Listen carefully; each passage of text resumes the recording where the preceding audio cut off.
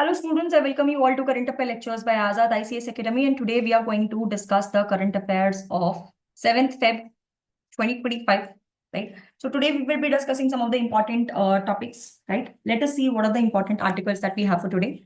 The first article that we have is the saga of regulating India's thermal power emission. If you remember, I think on the 1st of February or on 3rd of February, we already discussed about the economic survey, which is talking about how the coal plants should not be, shut down without having a proper alternative. So hence, this is also related to the thermal power plant itself. Okay. On December 30, 2024, okay, India's Ministry of Environment, Forest and Climate Change extended the deadline of thermal power plant to meet the sulfur dioxide emission norms. The new deadline pushes compliance back by 3 years. So hence, basically what happens here is that whenever you're emitting some kind of emissions, so we need to understand that the sulfur dioxide should not be emitted. Okay, and similarly, the deadline was given, and that deadline is now getting extended as well. So we are going to discuss about the same thing. Now, deadline extension. So here you can see that the Ministry of Environment, Forest and Climate Change reversed the emission norms of Indian thermal power plant December in 2015 after the public consultation, and all the thermal power plants were expected to comply with them by December 2017, despite of being a tight deadline. This notification tightens the prevalent norms of particulate matter emission and the introduction norms of other emissions, including sulfur dioxide for the first time. These norms were understood to be broadly as a par with existing practices in countries such as Australia, China, and United States. So these are the other countries who are also trying to do the same thing, that they should also, these norms, whatever that we are telling that sulfur dioxide should not be emitted from these thermal power plants, these are also aligned, or they are also present in other countries, and the countries which are there are such as Australia, China, and United States. So now we'll see what is the focus of debate. Okay. Now, why this debate is there? First, let us understand. The Indian coal has lower sulfur content, making it easier to meet the sulfur emission norms compared to high sulfur coal. See, when it comes to coal, okay, the coals are of different types. Depending on the number of the carbon or amount of the carbon, the coal is further divided into 4 types of coal: anthracite, bituminous, peat. So like this, we have different types of coal. And similarly, the coal that is present in India, we do not have much amount of sulfur in it. So Indian coal generally has lower sulfur content than the other coals, which should make it easier for the Indian thermal power plant to meet the emission of this particular sulfur dioxide emission. Is not going to be that difficult. Okay. However, discussion focused on challenges in the fuel gas desulfuration technology, which removes the sulfur from high sulfur content. So here we need to understand that there is a fuel gas or fuel desulfurization technique, or fuel gas desulfurization, which is basically talking about how sulfur is removed from a coal.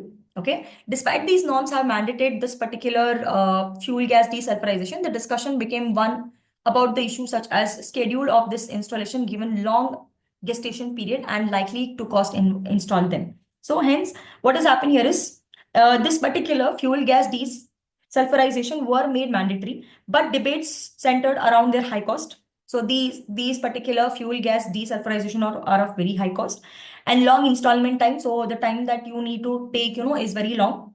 And also the supply chain issues are also there. So hence it is not easy, right? So apart from this, we have to understand there are some other parallelly, what is happening here is there are reports that are there.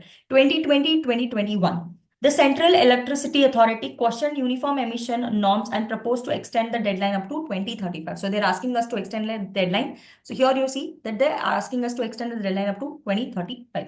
Similarly, the Central Electrical Authority is also studying, or there is a IIT study that is done, IIT Delhi in 2022, that have come up with the study, and they have.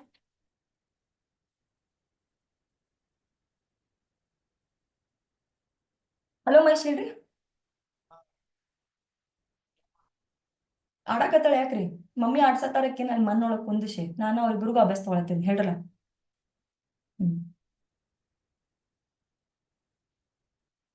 ಏನಂತ? Hello. ಹಾ ಹೇಳ್ರಿ. ಹಾ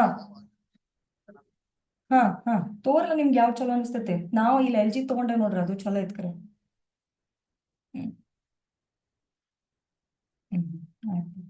ಯಾಕ ಪೂರ ಹೋಗೈತಿ, ಬಂದಾಗೈತಿ? ಹ್ಮ್ okay fine. ಈ ವೇದ ಒಂದ್ ಸ್ವಲ್ಪ ಏನಾರ ತೊಗೊಂಬರ್ಲ, ಕ್ರೀಮ್ ಗೀಮ್ ಮಕ್ಕಕ್ ಹಚ್ಕೊಳಕ, ಬಾಡಿಗೆ ಹಚ್ಕೊಳಕ. ಇಲ್ಲ ಆಯ್ತು ಹೋದ್ರ ಹೋಗ್ಲಿಲ್ಲ ಅಂತಂದ್ರೆ ಇಲ್ಲ it's okay. Okay bye.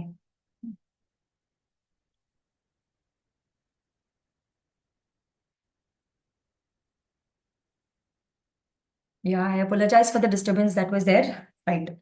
So, 2022, the study by IT Delhi founded that this particular fuel gas desulfurization improves air quality but recommend delay due to high cost and increased greenhouse gas emissions. So, hence, what is it telling us is that installation of this provides a quality benefit, but argued that extension of the deadline, if you extend these kind of deadlines, this will make this being expensive. Sorry, being making this expensive, the supply chain may be inadequate and operation leading to increased coal consumption, and hence there will be more amount of greenhouse gases.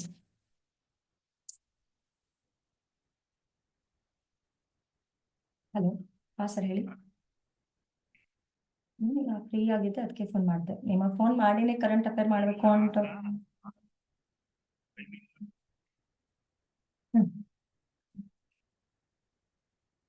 ಹಾ ಹಾ ಹೇಳಿ.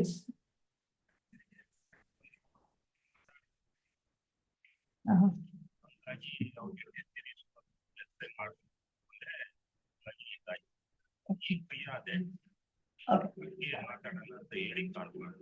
Okay. ಏನಿಲ್ಲ sir, ಅದೇ last time explain ಮಾಡಿದ್ನಲ್ಲ ನಿಮಗೆ ನಾನು, ಅದೇ issues. ಅದಕ್ಕೆ ಆಮೇಲೆ ಏನೋ ಸ್ಟೋನ್ಸ್ ಗೇಮ್ಸ್ ಅಂತ ಹೇಳ್ತಾ ಇದ್ರು, ಅದಕ್ಕೆ ಅದೆಲ್ಲ ಸ್ಕ್ಯಾನ್ ಮಾಡ್ಸಕ್ಕೆ ಅಂತ ಹೋಗಿದ್ದೆ ನಾನು.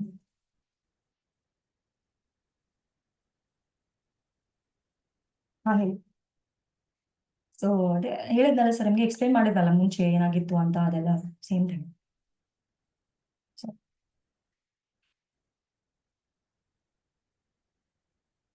ಹೌದಾ, ನಾನು ಒಂದ್ ನಿಮಿಷ ಸರ್, ಒಂದು 10 ನಿಮಿಷ ಬಿಟ್ಟು ಫೋನ್ ಮಾಡ್ತೇನೆ ನಿಮಗೆ. ಓಕೆ.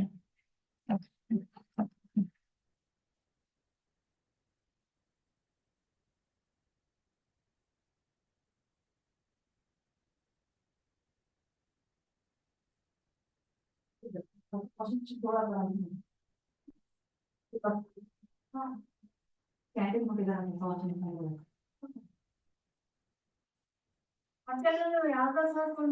ಈಗ ಅವ್ರು ಫೋನ್ ಹಚ್ಚಿದ್ದಾರೆ ಸರ್, ಸರ್ ಕಳ್ಸಿರ್ಲಿಕ್ಕಿಲ್ಲ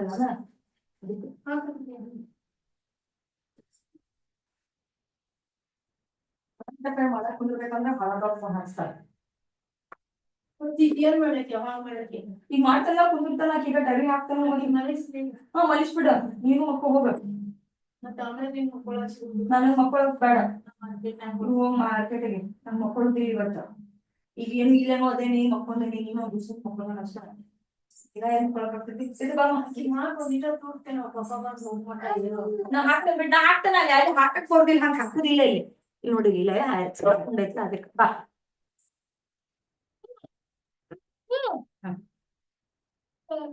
ಅಲ್ಲಿ ಹೊರಗ ಪೇಂಟಿಂಗ್ ಮಾಡಕ್ ನಮ್ಮ ಅಲ್ಲಿ ನೀನ ಹೇಳುದ್ ಕೇಳಿಲಿ, ಅವಷ್ಟು ಕಲರ್ ಶೀಗಿದಾವ ಈಗ, ಹೊಸ ಕಲರ್ ತೊಗೊಂಬರ್ತಾನ, ನೀಟ ಮಕ್ಕೊಂಡ್ ಹೇಳ ಈಗ, ಆಮೇಲೆ ಹೊಸ ಪೇಂಟಿಂಗ್ ತೊಗೊಂಬರ್ತಾನ.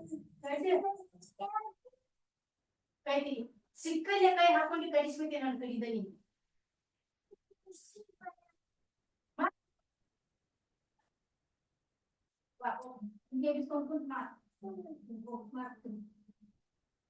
ಅಲ್ಲ ಅಲ್ಲಿ ಈ ಕಡೆ ಈ ಕಡೆ ಈ ಕಡೆ ಇಷ್ಟು ಈ ಕಡೆ ಮಾಡ್ಬೇಕು.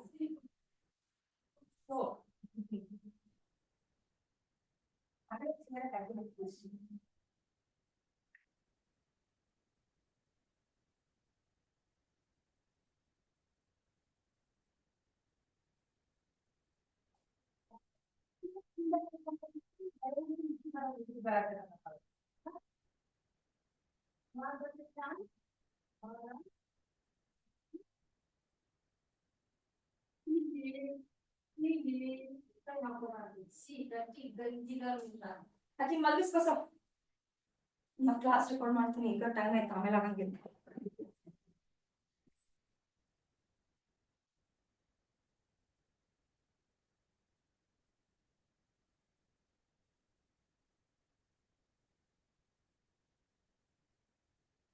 So apart from this, there is one more important thing, that is in 2024, Niti Aayog commissioned a another important National Environmental Engineering Research Institute to conduct a study on this. And after this, they suggested that uh, sulfur dioxide emission norms were less important than particulate matter norms for air quality. Despite these studies, the consensus were never reached before the norms were implemented and lead to repeated extension. So hence what has happened here is that there were a lot of studies that have happened, and over a period of time we have seen that they are saying that the sulfur dioxide emission is not that important. So hence these are getting, or these kind of emission targets are getting extended. So what is the problem? Why there is this kind of repeated extension that is happening? Okay, repeated extension and varying deadlines, the different deadlines. So over years, the Ministry of Environment, Forest and Climate Change diluted some of the, or have weakened some of the norms and extended deadlines 4 times. So you can see that this thing has extended up to 4 times in a series. So new deadlines, particulate matter emission, finally deadline December 31st, 2024. Some plants had to comply with 2022, 2023. And new deadline is 31st December 2027. This is not public data, whether plant follow particulate matter norms or no. But yes, there were no public data or something like that. But yes, now it has been extended up to 31st December 2027. And this extension is kept on happening. And so far, 4 times this extension has basically happened. So financial burden on electric consumers. Many plant tender contracts of this particular fuel gas desulfurization are not fast enough to meet the deadlines. Electricity regulators allow plants to pass this cost to consumers. So hence, anybody who is producing electricity using thermal power plant, and whatever money that they have installed, okay, or invested in installing this particular fuel gas desulfurization. So all that money is put on whom? It is put on the people itself.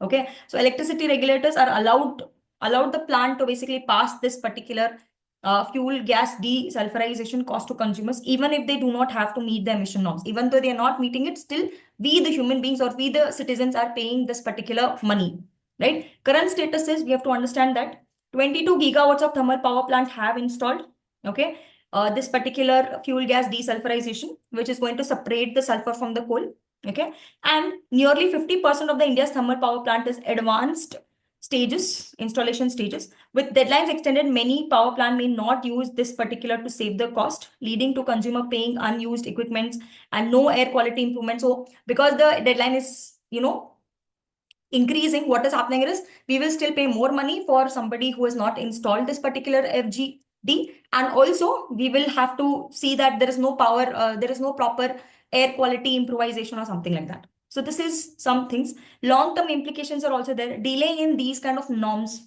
will cause serious health issues, financial impacts, okay, and there will be a lot of issues when it comes to pollution, etc. So repeated extension of this particular sulfur dioxide emission norms show regulatory inefficiencies, so that there is no much regulation that is happening in India, and financial strains on the consumers. So these delays increase environmental risk and raise concerns about India's commitment to pollution control and public health. So here we need to understand that India is not focusing on the public health and even on the pollution control, and it is completely focusing only on extending the dates. So this is trying to show that there is a regulatory inefficiency that is found in India, right? Now we should understand the next important topic that is related to AI. Should India build a sovereign foundational AI model? So should we have our own? That is, sovereign is nothing but should we have our own AI model? That's what we are talking about. The emergence of DeepSeek as a low-cost foundational AI model has sparked debate on India's capacity to develop its own AI model, balancing sovereignty, cost, and strategic goals. Now, we need to understand why there is a need for us. Okay, India should develop foundational AI models to build expertise and technological skills.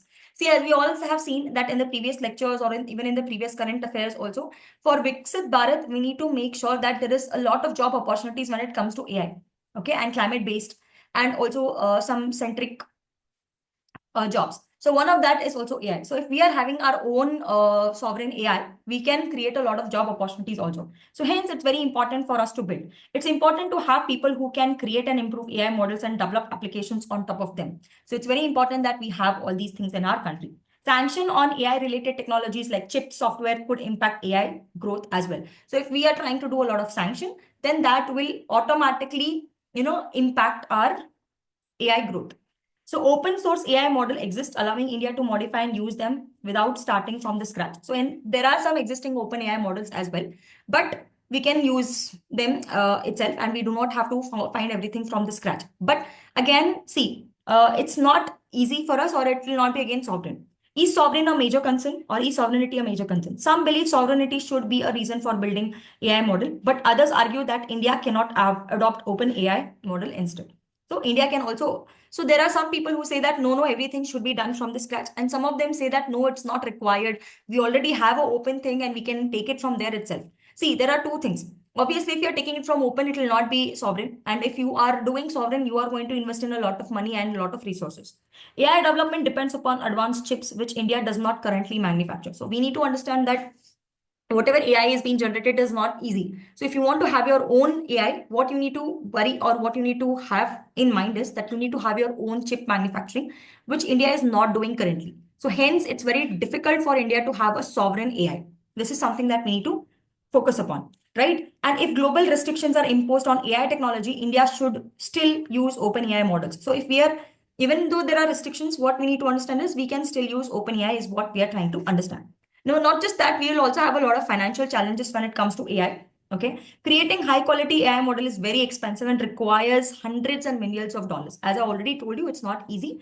We have to have our own chip manufacturing industry. We need to make in a lot of investments when it comes to, having our own sovereignty. So even a low cost AI model requires billions of trainers and ongoing salaries like infrastructure. India's AI market is smaller than that of other country, making it harder to recover the investment. So people who are using AI in our country are very, very less. A lot of people even does not know that there is AI. Okay, please understand this. A lot of rural people do not even know that we have AI or we have ChatGPT. So even if we are investing that much, it is very difficult to get all that money back, because those many people are not using AI. There'll be no much, income that we get from this particular thing. So business in India mostly serve global market, not just the local market. So anyways, businesses in India mostly are serving the global markets, not just the local markets. So this is something that we have to understand. Now, what is the government's role when it comes to AI? So we need to understand that, look, government has announced efforts to provide AI sources. Okay. But this move can help startup. However, big tech companies invest billions in AI, while India resources are more limited. So the resources that we have in India are very, very limited. Now, why there should be India's focus on AI efforts? Why India should do this? Look, understand. Instead of completely directly with the world's largest AI models, India should focus on targeting AI solutions. AI should be developer for important needs like Indian language processing and speech recognition. So in this things, India can do it. Instead of separately having its own sovereign AI, it can work on these models. Okay, so it should start developing something like what Indian languaging processing or speech recognition. These are the things that India should basically focus on. AI models should be designed for local use cases where it can make a bigger impact. Okay, the key question is how to improve India's research environment and attract private investments. So we need to make sure that we are getting a lot of private investment when it comes to artificial intelligence. So India should choose wisely to allocate the resources and focus on practical AI applications, not just rather having its own sovereignty. It's not important to have a sovereignty. It is important to have a practical application. Developing an AI ecosystem with a strong research, investment, and innovation is more important. Rather than just building one AI model, it's very important this particular model is good for us, right? So this is something that we have for today, right? Apart from this, we have another important article for today, and that is related to what allies India's massive diagnostic sector. Put lab under lens. So, see, Shankar Dange has been fighting against the private diagnostic sector in Maharashtra after his sister's death, allied caused by incorrect results before her surgery. So, what has happened here is there's one of the diagnostic sector which has given incorrect results, and because of this, there's one person's sister who has died, and because of this, this particular thing is come into picture. The case highlights the problems of unqualified personnel signing off as a medical test. So, anybody who is signing the medical test, if they are not qualified, okay, which can lead a wrong treatment and complication. See, a doctor will be able to do the treatment only if they know what exactly is the issue in your body, and that can be done in the diagnostic lab centers. What amount of sugar is there in your blood, what amount of chemicals are there in your blood, so all these things are going to come from the labs itself. And if that is itself is not correct, so it is going to be very difficult for the doctors to treat your issues and give you proper treatment. And because of this, there's a people who are losing their jobs. So hence we have to put a kind of a regulatory measure to these labs. Background and problems in the diagnostic sector. So we have to understand that the diagnostic sector in India is facing significant crisis due to rapid expansion of medical laboratories and diagnostic facilities. So here we need to understand that there are approximately 3 lakh labs across the country. So understand the number. 3 lakh labs across the country, and this number is growing. Within the healthcare sector, diagnostic accounts around 9% of the industry, estimated worth of 860 billions of financial year billion in financial year 2024, and the projected growth is or somewhere around this much by 2028. So this much money is being generated out of this, and we can see that there are more than 3 lakh labs that we have in our country, right? Despite this growth, it remains unregulated, fragmented, and biased in urban areas itself again, right? So these are the issues that we have. Now, I've already discussed that Shankar Dange, 27 years, fighting a lone battle against a private diagnostic sector in Maharashtra for a year now, but he is yet to make any ahead. 6 years ago, his sister lost his life following complications after the surgery. Shankar believes that the tests his sister underwent prior to the surgery were incorrect, and this led to the wrong treatment being given, caused to her death. The treatment that my sister was given was based on the lab report, and that was signed by a technician and not by a pathologist. Please understand this. A person who is there in a lab, who is doing who's taking your blood, or who is, doing the blood test, is a technician. There will be a particular doctor who will complete their MD in pathology, and they are the pathologists. They have to sign. The doctors will sign, not the technicians. Okay. This led to incorrect treatment and complications, and finally her death. However, how can a class 12th graduate be allowed to sign off a medical imagining and diagnostic test? He asked, right? So that's quite obvious. Okay. So we have to understand what are the regulatory frameworks that are being taken. Okay. Now, the regulatory frameworks that we have and the challenges. Yes, the regulations. The Clinical Establishment Registration and Regulation Act of 2010 aims to bring all the diagnostic center and labs under its ambit. That means everybody will come under this. With the registration and respective state council as a clinical establishment, an act also aimed to provide guidance on minimum standards of facilities and services that should be provided by the diagnostic center and the lab, right? So they're telling what are the minimum standards and the facilities that should to be provided. And hence, this is what they are trying to do. To the date, the act has been adopted 12 states. Okay, it's been adopted by 12 states. In 12 states, this act is there. That is Sikkim, Mizoram, Arunachal Pradesh, Himachal Pradesh, Uttar Pradesh, Bihar, Jharkhand, Rajasthan, Telangana, Uttarakhand, Assam, and Haryana. And all the union territories except Delhi. Some other states, including Karnataka and Kerala, have their own legislature to bring labs under the ambit of clinical establishment. However, the implementation has, in many cases, not begun. In many cases, it is not happening, and very difficult as well. So you can see Karnataka and Kerala have their own, please understand, have their own legislature to bring all these things. And in central level also, we are trying to do this, and 12 states have basically adopted it. But again, the problem is in many cases, it has not yet begun. The regulation is not yet happening. Okay. And still it remains poor. Okay. Apart from this, we can see that there is a lot of shortage of skilled manpower. A significant shortage of trained doctors and lab technicians affect the quality of services and diagnostic sector.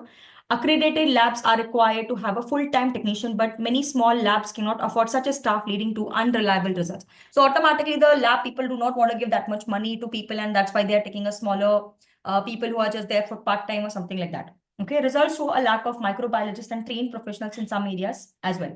Now, ghost pathologists and fraudster practices. A shortage of qualified pathologists lead to practices where lab reports may be signed off by a ghost pathologist or even unqualified staff. Sometimes in exchange of money also, they basically do this. Okay, these are some of the issues that we have in our country. Okay. And we also have seen that there is a lot of fragmentation in the nature of the sector. That is nothing but in the rural place, it is different. In the urban place, it is completely different. Despite nearly 70% of the population who is living in the rural area, only 24 diagnostics revenue comes from these regions. So the remaining all of them are there in the urban areas itself, right? Apart from this, we have a lot of other issues like pricing and affordability, right? So there's a shortage of manpower. I already discussed about this, right? So the private diagnostic center is also marking high prices through the government initiatives like states, Telangana, Kerala are addressing these issues. For example, Telangana's DT diagnostic initiative have saved patients over 1,110 crores by providing affordable tests, by providing logistic issues. Similarly, there are a lot of smaller labs which are facing a lot of issues. Okay. Many labs face difficulties due to regulation requirements. In states like Kerala and Tamil Nadu, small labs struggle to meet the minimum standards. Okay. So hence there are some issues. Sectors desire to standardize. So what is the conclusion that we have overall for this? So we need to understand that these are the different types of, states, how they have done. This problem persists across most states. In Karnataka, Karnataka Private Medical Establishment Act governs healthcare facilities. So similarly, it is different in different states. The diagnostic center face a major challenge, and we have to make sure that the shortage of qualified personnel and fraudster practices, and these issues directly impact the patient's health and safety that leads to inaccurate diagnosis and improper treatments. So here we can see that the diagnosis is not happening properly, and because of these a lot of people are facing issues, and this is something that needs to be regulated, is what we need to understand in the conclusion. So that's all for today. I will see you guys in tomorrow's lecture with a new topic of current affairs. Till then, I'll see you, and if you have any comments, please put it in the comment section. Thank you so much.